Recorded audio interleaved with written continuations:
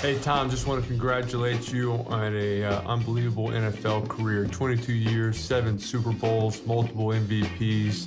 I mean, really, no one did it better than you during your time. And so it was an honor, privilege just to watch you compete, watch you play, and to do it at such a high level for so long. In your 22nd year, you were playing as good as you ever were. So, just unbelievable to I watched you win a Super Bowl when I was in college. I got to watch you win a few while I was in the NFL, and I saw you win one when I was retired. That's a pretty impressive career right there. So good luck in retirement. Congratulations on an unbelievable career, and appreciate your generosity and at least sharing a few of those Super Bowls with me. All the best, pal.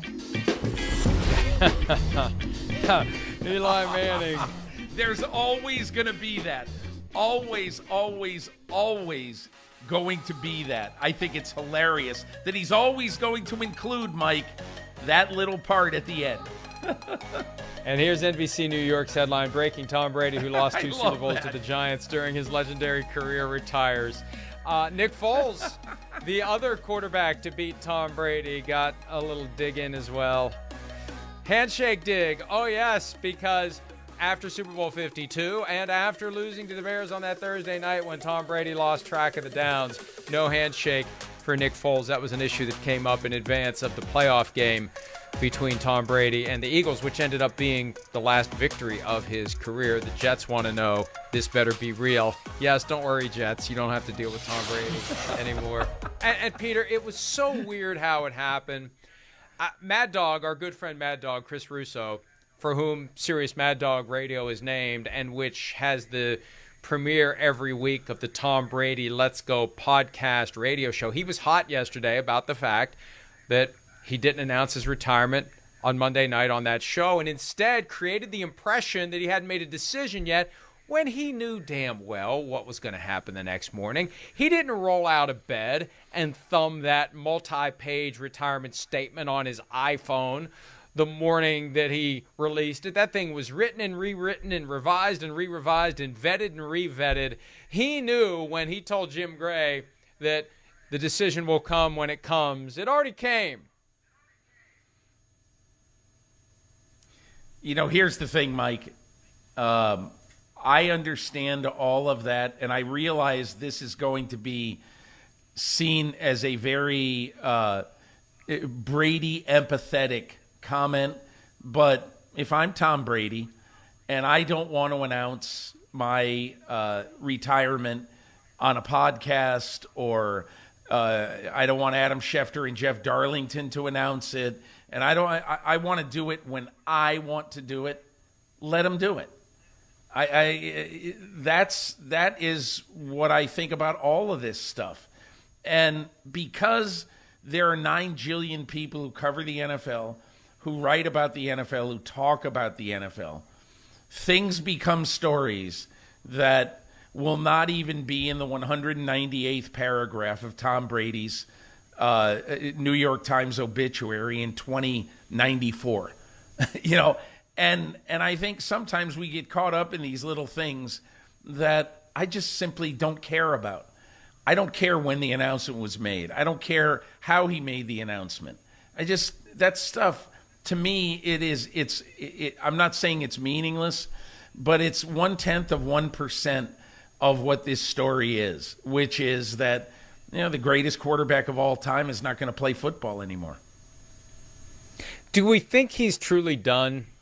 Or could it be a 1 year where he doesn't play? Because he has said, and all year long it created the impression he was playing through 2022. It wasn't until the last couple of weeks that it all turned. And most people, I don't know why it wasn't a bigger deal that he's made it clear he's playing through 2022, people, and now he says he's not.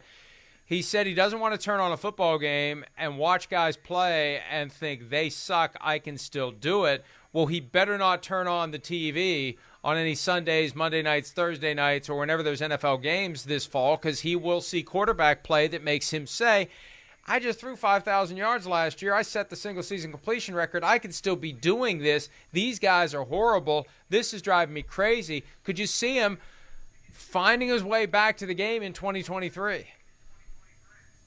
I'd be very surprised, Mike, because, look, I think it's one thing for a guy to retire who really doesn't have anything of significance up with him. But we've seen in the last year, two of the top 10 quarterbacks statistically in NFL history, Drew Brees, Phillip Rivers, have both been called by NFL teams asking if they would consider for the rest of this season coming out of retirement. Both said no. Phillip Rivers, a high school football coach in Alabama. Drew Brees, an NBC Sports NFL analyst.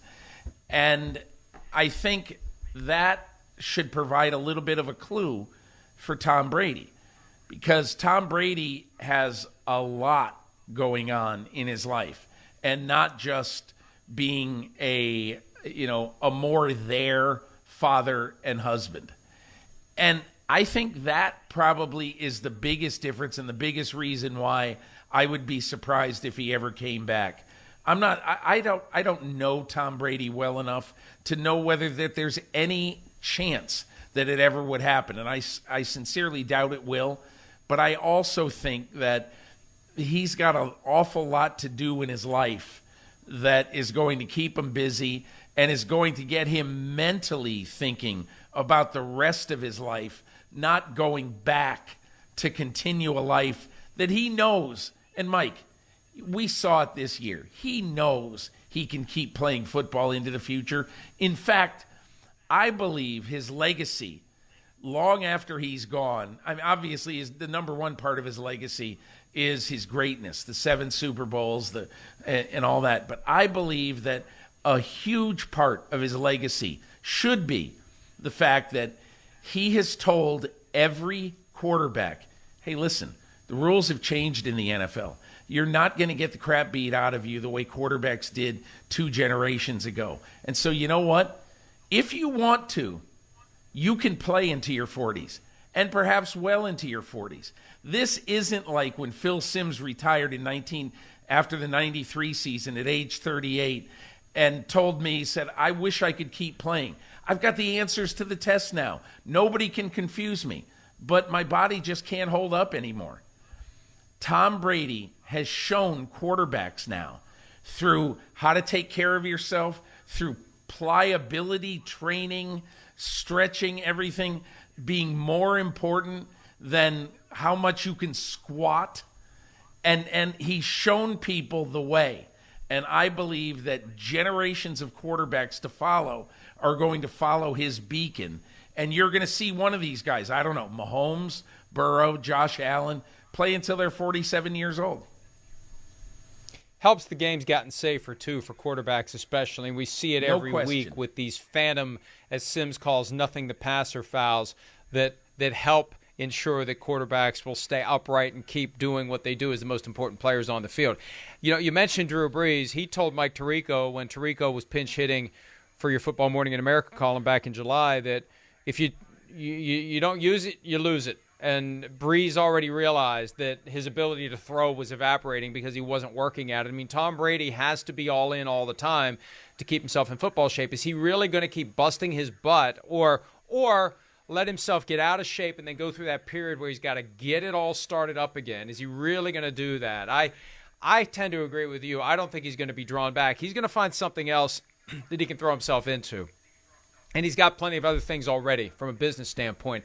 And, Peter, I wonder, I said this yesterday, Peyton Manning could end up being a small percentage minority owner of a team like the Broncos and have a very visible role for an owner who wants to stay in the background.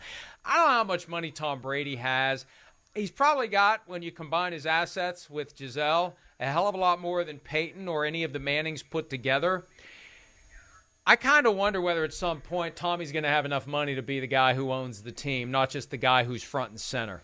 Wouldn't surprise me if he joins Club Oligarch at some point down the road, because we know that, he's going to replace that dopamine rush from playing football by winning at life and winning in business, and he already has. And I think it's only going to get bigger and bigger for him going forward.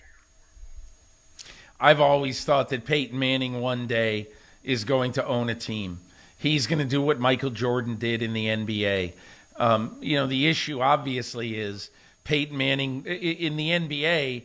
You can buy the Charlotte Hornets, or I think that's who they are. You can buy the Charlotte Hornets for whatever 1/6 of what it costs to buy an NFL. I don't even know what it is, but you can buy the Charlotte Hornets for a fraction of what it would take to buy the Denver Broncos. So that is the issue. What you need is a partner in this, and you need somebody to get in business with you and say, hey, Peyton, I want you to be the upfront owner of this team. And when you own this team, you make all the decisions. This is your business. You are going to be Jerry Jones. You're just not going to be the guy. You're going to be putting in 5% of the money. You're not going to be putting in 95% of the money. But that is the best thing, at least in my mind. I would love to see Brady and Manning own teams. I'd love to see Larry Fitzgerald getting involved in the ownership of a team. I'd love to see these guys who were great players and really thought about the future of the game. I'd love to see them become part of this. And who knows if Brady will do that. I think Brady's career is going to go in a different way. But really, I'd love to see Manning have interest in a team. Hi, I'm Mike Tirico, and thanks for watching. Make sure to hit subscribe for the latest news and highlights from NBC Sports.